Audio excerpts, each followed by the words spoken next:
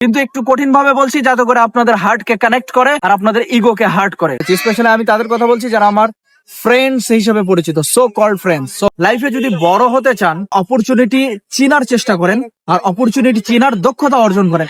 USA tax ল পরিবর্তন করলো। পৃথিবীতে অনেকগুলো কারণে অনেক মানুষ সফল হয় না।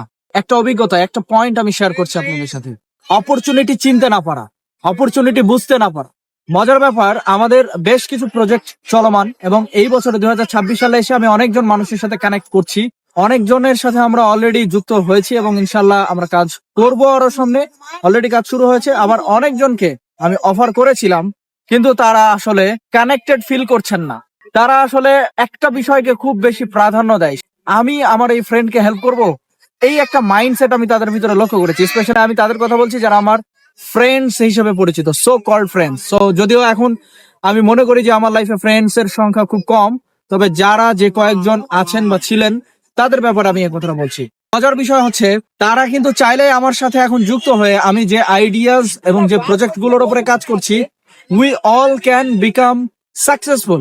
আমরা প্রত্যেকেই সফল হতে পারি এট দ্য সেম টাইম। কিন্তু ইগোর যে বিষয়টা থাকে, সেই বিষয়টা তাদেরকে আটকায় রাখছে আমার সাথে যুক্ত হতে। হয়তোবা আমি আক্ষেপ থেকে এই কথা বলছি না, আমি জানি যে আল্লাহ সুবহানাহু ওয়া তাআলা আমাকে আমার ডেস্টিনেশনে নিয়ে যাবেন, তাদেরকে সহ অথবা তাদেরকে ছাড়া।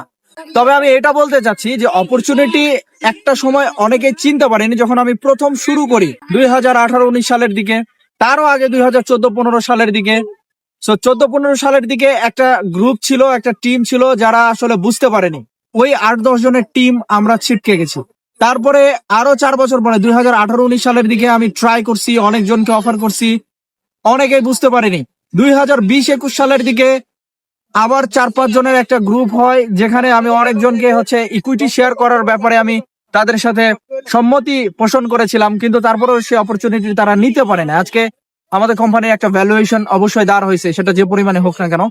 এই যে ভ্যালুয়েশনের সাথে তারা থাকতে পারতো, যুক্ত থাকতে পারতো, and they could have earned a lot of money in the future. কিন্তু তারা এই অপরচুনিটিটা না নিয়ে তারা এখনো সেই জায়গাতে আছে যে জায়গাতে তারা ছিল।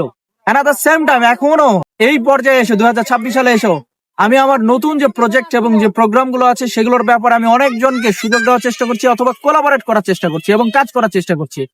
কেউ কেউ ইয়েস বলছে, তাদের সাথে যুক্ত হয়ে কাজ করছি।